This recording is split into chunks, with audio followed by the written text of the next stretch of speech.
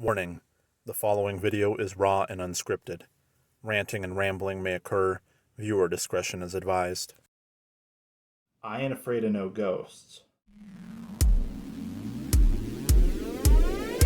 Don't let the ghosts and the ghouls disturb you.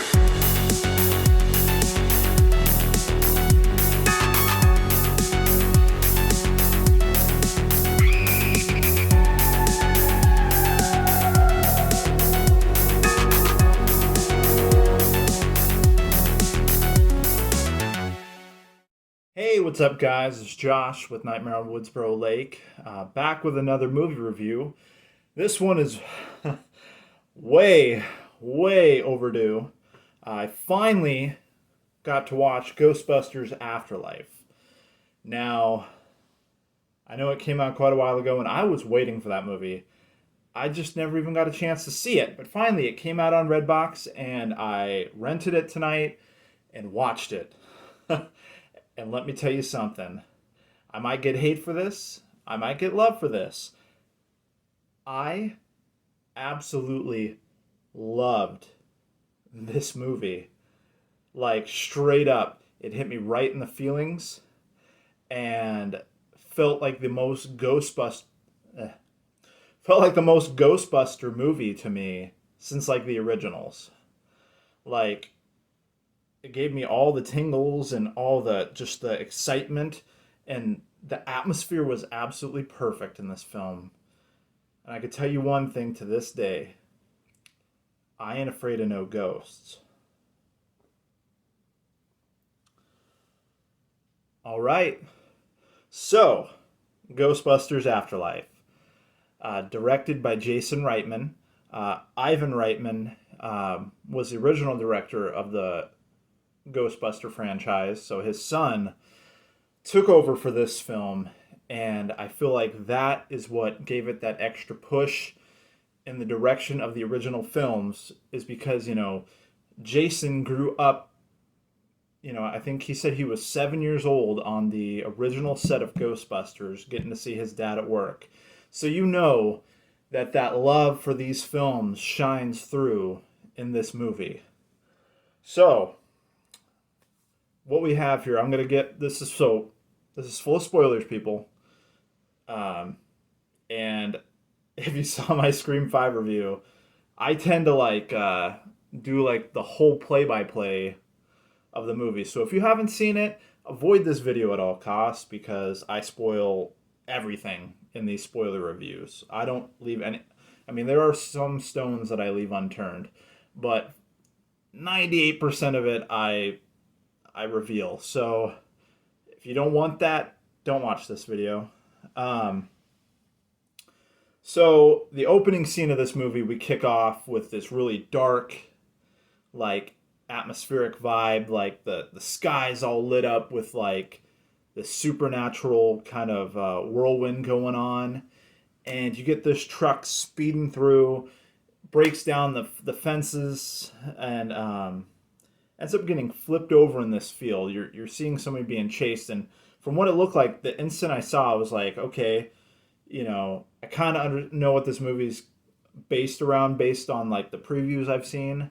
So I figured, this is Egon in his last moments before, he's dead, because we find that out in the trailer, is that Egon is no longer with us. And, that's so true in real life, too. Harold Ramis, rest in peace. I mean, that was quite a while back, but he was such a character, and he added so much to the Ghostbusters, being like the super intellectual type, and, his attempts at humor, and, like, just trying to, like, he find his place in this group of guys, because, you've got Peter's just like a freaking, he's trying to be a Mac Daddy, and like, if you've seen the first one, it starts out he's doing like the whole working at the college and doing these tests to like see if people are psychic or not. You find out it's like just all like kind of a scam. He's hitting on the pretty girl, doing the cards, and shocking the other dude, even though the other dude is actually getting some of the cards right. So he was just totally like, and just the way he approached everything in that movie. Like, obviously he was scientific to an extent, but like he was kind of like the least scientific in the group, I think, besides Ernie Hudson's character, Winston. And so, Harold Ramis is kind of like this overly intellectual type, even more so than Ray. Ray was pretty smart too. Like, I got to give his character some credit. Dan Aykroyd is amazing as well. They're all amazing. Like, I loved the original Ghostbuster films. One and two were like some of like my favorite movies as a kid. Like, that were kind of not quite horror. They're not. They don't fall in that horror category. They fall in that kind of like supernatural comedy. It's kind of like a mix. So yeah. So sorry, I got way sidetracked. Going back to the opening scene, so he flips his truck, he runs back to this farmhouse, and you end up finding out he's got some things rigged up, and he's trying to like open up these traps, like, because you see him stepping on, like, and he's trying to like flip the switch to like set off a trap or something, and it fails, and you see like this invisible creature moving through like the cornfields towards him, and like he locks himself in his house, and like you got like this creepy scene where like the fog's rolling in on the floors of his house upstairs and like and he's got like his little reader, and he's like sitting in his chair, and like these like claws come out through the chair and grab him, and like that's like the last real scene you see before it goes forward to present day. So you've got this family, and it's Trevor and oh gosh, what's her name? She's such a good Phoebe. That's what it is. Okay, so Trevor and Phoebe and their mom, they're living in this apartment. She's like cutting his hair or something, Trevor's hair, and Phoebe's doing like these experiments in her room. And just from the get go, from the way she looked and her mannerisms and the way she talked, I was like, okay, yeah, this is definitely Egon's granddaughter. You could totally tell. Like, she's a spitting image of him. Has like I said, the same mannerisms, that same level of intellectual, like, just I don't know why I'm trying to say this, but she just seemed right along in that family. Like, Trevor, you didn't really feel that as much. He was not on the same level that Phoebe was, and so long story short, they get evicted. They find out their grandfather's passed, and they end up moving out to the middle of this town. I think it was called Somerville, in Oklahoma. Bubba, lay down, please. Sorry, that was my dog Kane. So they moved to Somerville because they got evicted from their house. He left them the house and all this stuff, and middle of nowhere, they are trying to make a fresh start. Her kids, Phoebe and Trevor, think that it's just like a short term, like they're just going to try to sign some papers, get out. They find out that really, like, he's in debt. People in this town think that Egon was straight up crazy, and it's not without warrant. Like, in the front of his house, he had like some verses from Revelations about like the last days written out, and they all called him like the dirt farmer, because obviously he didn't have any farm animals, he wasn't growing anything out there, and you find out later that he was doing some stuff in the mines as well. But so we get like a cameo appearance by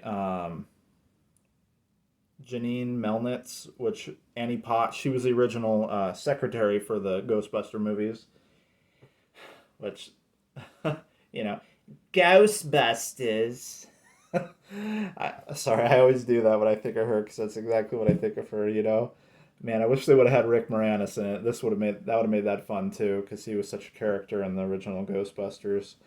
So yeah, they end up finding out that they're gonna have to stay there, and so Finn Wolfhard is Trevor. he ends up seeing this girl that he finds attractive, and so he signs himself up for a job at this like roller kind of restaurant. Kind of reminds you of a Sonic um, out there, and it's called Spinners. So he gets a job there. Lies about his age to her and stuff, trying to look cool and trying to like hit it off with her. And Phoebe, who is played by McKenna Grace, sorry I didn't give her the credit earlier. She is amazing in this movie. Like, you end up finding out that pretty much she's the hero of this movie, and it's because of her passion for science and the fact that she she ends up believing in her grandfather the most and what he was setting out to do. And you know um, she's like the first person really to find out about that ghosts are real.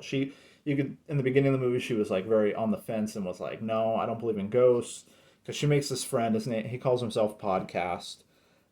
He's played by this young kid, Logan Kim. A lot of these people I don't recognize, like even the mom, who is played by Carrie Coon.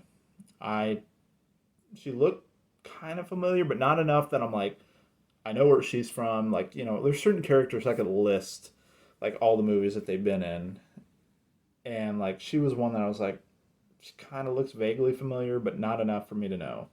So like, there's a relatively set of unknown characters in this movie, um, but so she doesn't believe in ghosts until she finally um, has this experience where they call this one Muncher, and they find him in like the abandoned this abandoned like warehouse, like metal, like a fabrication place or something, and this Muncher ghost is like eating on metal, and she's like, holy crap, they do exist, like.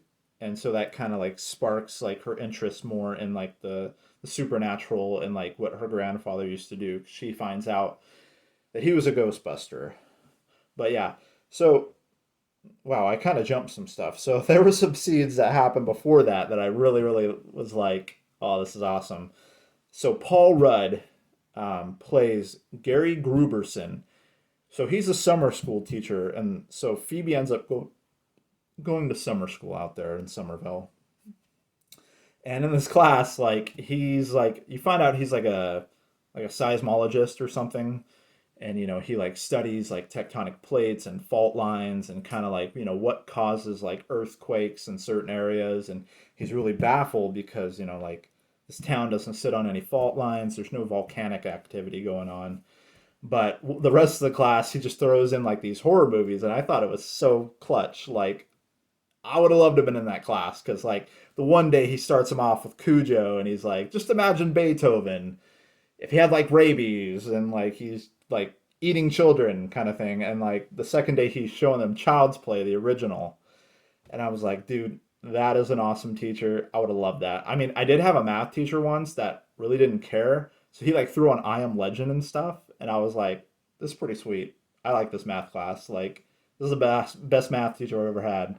um I haven't really told anyone, but I'm not a big fan of math. Like, I can do certain math, but like, God, I try to like stay away from that. Only the math that affects my daily life. So, um, but yeah, he's like obsessed with Ghostbusters. You find out he was like, oh my God, this is like one of the traps, and like, oh, this is a cool replica, and finds out it's not a replica. And they decide to like hook it up to like a bus battery, and they end up releasing this ghost, and it like shoots off towards the mines, which you find out is like this hub of like all the supernatural activity going on in Somerville. Um, but yeah, so they get into some trouble, and like Finn Wolfhard's character Trevor he finds the Ecto 1 in his grandfather's like barn.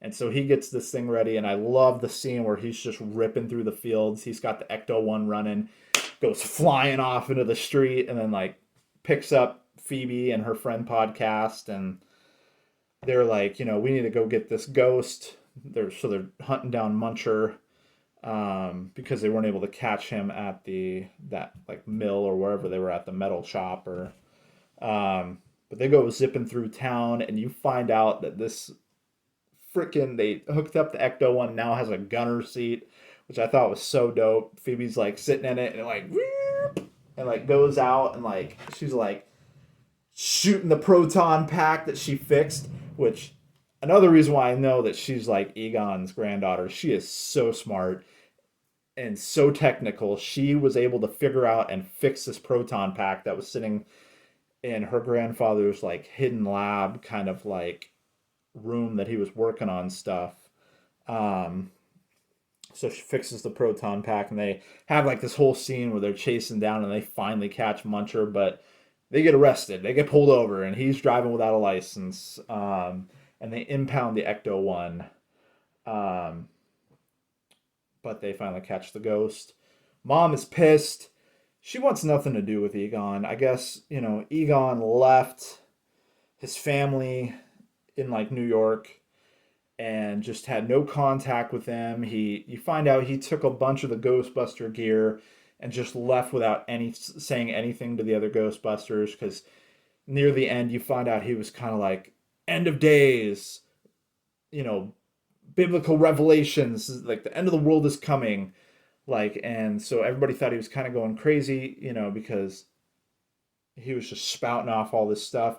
Their ghost cases were getting real thin too. You find out the Ghostbusters could hardly pay their mortgage anymore, and things just kind of fell off the map, and he just left, and everybody else turned to different jobs. And Ray's like running the occult shop, and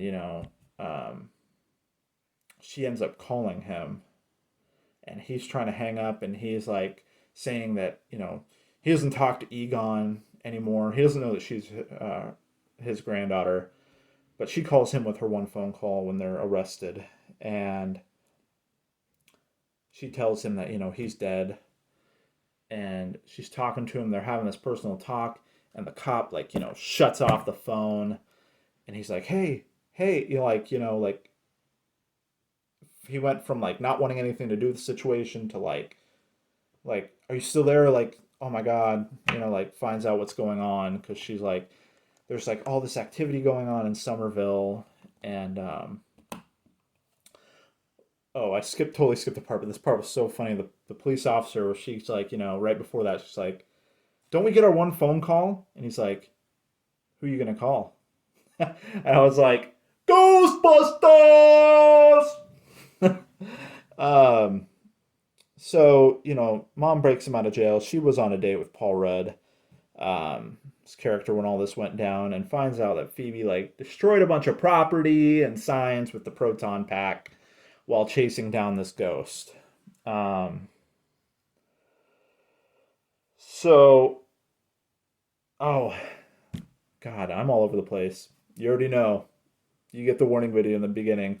Like, I'm scatterbrained sometimes. So I loved how they like had like the old Ghostbuster advertisement and stuff on YouTube, and like some of the videos from like the New York incident back in the day. And like the whole "we're ready to believe you." I'm like, oh, that just hit me in the nostalgia feelings right here. Like Ghostbusters. Oh, I just watched the original not that long ago, like right around like Halloween time. Um, I love those movies. Um, the only one I haven't seen is the 2016 all-female recast one. Not that I have anything against, like an all-female cast or anything like that. It just never, with reboots and things like that, it never catches my. You have, I wasn't sold. I don't know how else to put it. I wasn't sold on it, so I'd never seen it. Eventually I'll watch it. I'll check it out because it is a Ghostbusters film. I will check it out. I'll give it the benefit of the doubt because I'm not sexist in any way, and I'm not like I'm not going to say it's an inferior film because I don't even know I've never even seen it. But so yeah, okay, so back to the conversation before she gets hung up on. She finds out like, the old firehouse was turned into a Starbucks or something like that, or that area just, they were closed down and out of business, and like the whole downfall of the Ghostbusters splitting up and Egon leaving. So you find out things were left in shambles. Um, but after they get dropped off at home by Paul Rudd, and like they're punished, and they have this heated scene between the mom and Phoebe. You have Paul Rudd's character goes to a Walmart supercenter. Now he's shopping around, he's getting some ice cream, and he walks by these marshmallows. And I already knew where the scene was going because they already dropped that in the trailer with the whole Stay Puft Marshmallow people. And you get them like, totally being suicidal, like stabbing each other with toothpicks and like making one of them into a s'more and the other one's in a blender getting chopped up and like just total chaos going on with these little Stay Puft Marshmallow people. They're so cute, but they're so evil. And so he's like going through the Walmart and sees one of the terror dogs, one of the like the keymaster and gatekeeper kind of ones from the original, and it's like chowing down on dog food, and like the marshmallow Stay Puffed end up giving away their position. And he's like, "Oh crap!" And he's like runs through the Walmart. He's being chased by the terror dog out, and then like he's running through the parking lot, dives in his car, and ends up. The end of the scene is like the terror dog's on top of his car and is attacking him, and we all know what happens when that goes down. Like the original, they get possessed and they become the gatekeeper and keymaster, um, to release Gozer upon the world. Um, so this happens to Paul Rudd's character. The mom goes back to the mom at the house. She finds the reader, like the ghost reader kind of thing going on, um, like the electromagnetic pulses, or I can't remember what those are called again. They use them in a lot of ghost hunter shows, but the Ghostbusters one, she's like walking through and ends up in like I think in the silo or one of those buildings out there, and finds Egon's like lab, and out of the shadows ends up coming the other terror dog, and it possesses her. So you got the whole Rick Moranis, Sigourney Weaver, gatekeeper, keymaster. They've been selected. They meet up and they do some, adult content, which we don't see. Obviously, this is a PG-13 movie. If you're hoping for some sex scenes, forget about it. It's not happening. Um, so you find out. So the central hub is the mines in the mountains, where they're mining out this material there for their buildings, and you find out that there's all these Sumerian carvings in there, um, and the kids end up going there, and they see like this kind of like pit to like the underworld or some kind of like supernatural world, and on the walls they have like specific dates in history where like cataclysmic kind of like really dark events took place, and it's all leading up to 2021 with this final event. um, and one of the events actually happens to be the 1980 like ghost attack on New York City that the Ghostbusters ended up stopping Gozer. But that's one of the events in the chain. And it's like a huge catacomb for all these sacrifices in there as well. And there's this glass coffin with you find out the founder of the town is in this glass coffin preserved. And the town's, like the founder, is played by J.K. Simmons, which I've always enjoyed him in all the different movies that I've seen him in. Like, I loved him as the Daily Bugle. What's his name in that? But he was the editor, like the owner, who was like, "Get me pictures of Spider-Man. You're fired. Now you're unfired." I just love him, and like he's now doing commercials, and you see him in stuff now every so often. But I've always enjoyed him. He's a really fun actor. But so he is the town's founder. Um, And so you find out that there's all these like ghost and like spirit kind of things trying to get out of this pit. And you find out that Egon, the reason like he took all that stuff is he was trapping all these ghosts out here in the middle of nowhere where nobody could get to them, and he was trapping them in this pit with like this cross of like all these proton beams and like this. It's essentially this huge trap inside of there. Um, and you figure out that he was really doing this for everybody because he knew it was coming. Everybody thought he was crazy. Everybody thought he like was like a bad friend and a bad like father and like grandfather, and that he just like ditched them, and like um the real thing is he cared more than they knew. And I think that's essentially what is realized by the family members, at least like the kids at first. The visuals in this movie, by the way, were absolutely amazing. Like I was hooked. This whole movie, I was like tunnel vision. Like my house could be burning down around me, and I was just like so enthralled with this movie. I definitely recommend it. But so you also find out that like the whole staircase, everything that leading to Gozer, like that happened in that building, because you find out that the building in New York City was made out of the same stone as that this mine had.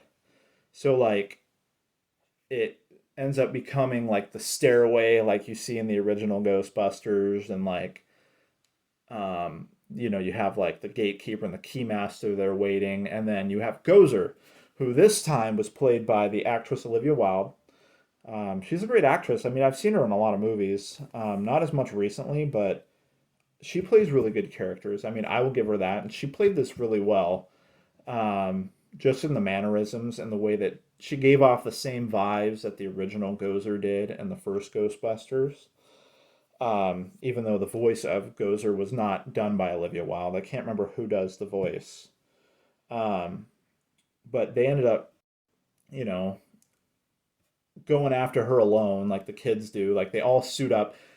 Trevor's like kind of like love interest character, who is played by Celeste O'Connor, and you've got like Podcast and Phoebe and Trevor. They're all suiting up in the Ghostbusters gear, bringing the proton packs, and they're ready to kick some butt. Um, and so they all go up there, and they face off with Gozer, and set up this whole elaborate plan to like capture um, Gozer and like save their mom and Paul Rudd's character as well. And they're able to save the mom, so that kind of puts like a huge stint in Gozer's plan. And they make it back to the farmhouse, and like the mom's like finds out she was possessed, and then she's all of a sudden on board. She's like, "Oh my god, I'm so like kind of like I'm so sorry. What do you want me to do?" Like she was ready to like finally help them and realize what's going on. So they make it back to the farmhouse, and Gozer and the other terror dog come to the farmhouse and start like attacking them, and the other terror dog ends up taking over Trevor's love interest. I think her name is Lucky, or that's her nickname in this movie. But he takes over. They take over her, and so they've got both the keymaster and the gatekeeper once again, and Phoebe and them are left to try to face off against Gozer once again at the farmhouse. And the scene so reminded me of the opening, like, and them just trying to get things going, and out of nowhere, we're reaching the end of the movie, and we get Bill Murray, Dan Aykroyd, and Ernie Hudson back, all suited up and like ready to kick some ass. And so it was fantastic seeing them back. Man, they've gotten so old now, but it just brought me such joy to see them suited up one more time as Ghostbusters. And they just had that same aura about them as the original, and it just felt so right. Like Peter felt like Peter, Winston felt like Winston, and Ray felt like Ray, and it just was so magical to see. But they try to face off against Gozer as well and get thrown for a loop, and Phoebe ends up stepping up, and with the help of a CGI ghost of um, Egon, he like kind of like helps her and holds the proton pack, and it was just like this moment where like I felt so sad. It was so sad seeing like them bring to life his character through CGI as like a spirit who's here to help in these final moments. Try to stop the end of the world from coming, so that his friends and his family and everybody in the world can be safe. And I honestly, as a man, I can say I teared up. I was just like, this is so beautiful. Like, I hope he's like up in heaven or Valhalla or somewhere, whatever you believe. I'm somewhere better, looking down and just seeing like how Jason Reitman carried on this legacy and essentially passed the torch to this younger group. And a lot of films try to do that. They try to like bring in this whole new cast, but I feel like this was done very beautifully and very like heartfelt, like passing of the torch, and not just like a quick cash grab. Like I said, Jason Reitman did this in the interest of the fans and his love for Ghostbusters and growing up with his dad being the original, producer and director of these films. And you could see how well it emanated in this movie. But so Harold Ramis's CGI ghost helps her, and they all end up taking down Gozer, and she ends up just shining bright as this hero at the end of it. And Finn Wolfhard also steps up in this scene and shoots like the proton pack over at like the silos that were like this huge conductor, and like end up helping with all the traps, setting them off. Original like Egon wanted to do in the beginning of the film, and it sucks Gozer and the terror dogs and all these ghosts into these traps, and just ends this like horrific event that's going on in Somerville. Oh, and I totally missed this, but the constant earthquakes were because of that trap down in the mines. The ghost trying to essentially escape, and the protons and like everything keeping them trapped in this huge ghost trap was causing these earthquakes throughout the town. Um, but so the Ghostbusters end up helping. They trap them, and they have this moment that was really touching too, where Harold Ramis's ghost, Egon's ghost, looks over at the Ghostbusters, and there's like this moment where all four of them are together again, and they're like apologizing to him and like just having this moment, and I felt like that really hit me hard too. Um, I'm almost tearing up thinking about it. These are just characters in a movie, but when you're so invested in a movie that it like touches you deep in your heart, like it tugged on my heartstrings like severely. But they have like this moment, and then there's this moment he has with his family, with Phoebe and Trevor, and Callie, his daughter. Um, Before he like vanishes, it's like his job is done, and he just kind of floats up into the air like in these particles. It just was, oh my god, such a heartfelt ending, and such a passing of the torch. Um, and then you get this moment like where it goes into the credits and it plays the original Ray Parker Jr.'s Ghostbusters song, and it just felt so right. Sometimes like they do the remixes and they do like all this stuff and they try to make it like contemporary, but they threw the original in there. That was just like the icing on the cake too for me. It was like hearing that song playing in the credits. I felt like this was like the most legit Ghostbuster movie since the originals. Um, and I'm sitting there waiting because you never know. Like in the credits, there's usually like a post credit scene or things that pop up in between credits, and of course there is. We get another cameo. Um, we have a moment with Dana Barrett, Sigourney Weaver's character, and Bill Murray, Peter Venkman, and she's giving him the psychic test, just like from the first one, and has him all hooked up and is shocking him when he gets them wrong. And she's like, "You had these rigged, like, didn't you?" And like, it was just funny watching Peter get a taste of his own medicine, like 40 freaking years later. I really enjoyed that, and I enjoyed all these little cameos that happened in this movie. I was hoping for Rick Moranis to come back. Obviously, we can't get Harold Ramis to come back because like I said earlier, rest in peace. Like, so they have that going on. But so okay, let's talk about. Oh, almost forgot the post-credit scene. So it has like a post-credit scene where the old secretary is talking to Winston, and he's actually funding Ray's occult shop, and like they're all kind of still in touch. The rest of them are, and he ends up going back to the old firehouse, their old headquarters, and the Ecto one's there, and then you have this scene where the old containment unit, like the lights like lit up, and it like kind of like shakes or like does like this thing, and you're like, oh snap, they are making a sequel. They have to. You don't throw that in the post-credit scene for nothing, and you don't just pass the torch and leave it at that. So I'm excited. Like, I know a lot of people are just like, they shouldn't have remade this movie. And then there's people like me who are like, they did it tastefully. They didn't just do a quick cash grab. This was a tastefully done sequel.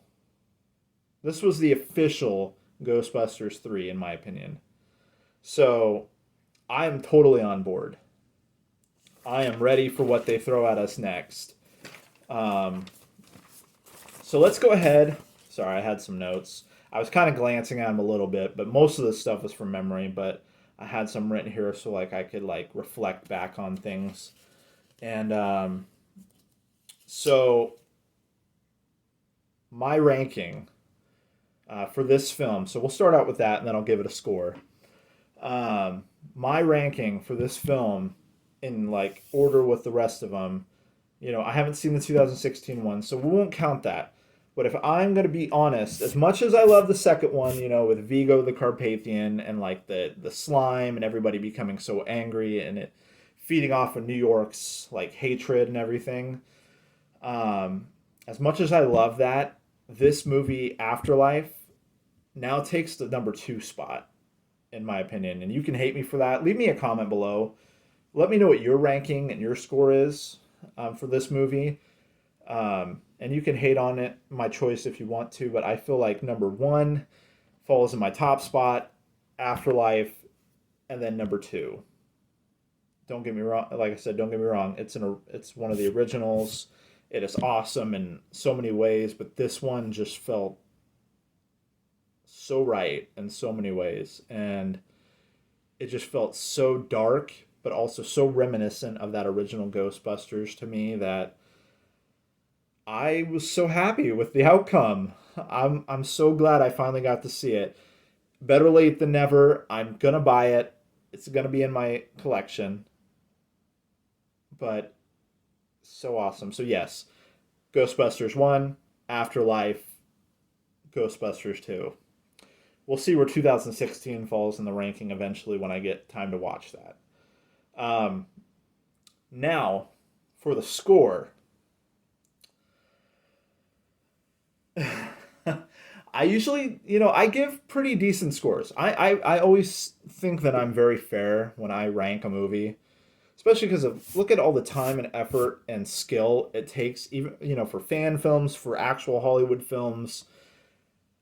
I can't say much because I've never done one. I've been an extra in an indie film. That's about it, and I did acting like on stage.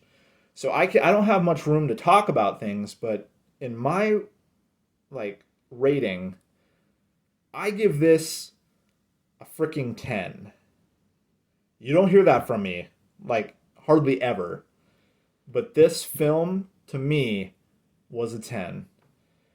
And I'm actually going to rank it right here, 5 out of 5, like, Ghostbusters, like, logo. That's my ranking scale today. It's a 10 out of 10, and it's a 5 out of 5 Ghostbuster logo. Um, so that is totally 100% honest. You're welcome to think whatever you want. I'd love to hear what you think. So drop a comment, DM me, whatever you want to do. I would love to chat about the film. It is so awesome and a very welcome installment in the franchise. Totally worth watching and totally worth purchasing in my opinion. So as soon as like I get paid and I can go grab that, I'm grabbing it and adding it to the collection because it belongs there. So yeah, thank you guys for tuning in and hearing me rant, my usual spiel. It's always a pleasure, and you guys know what to do. Like, comment, and subscribe, and I will catch you guys later.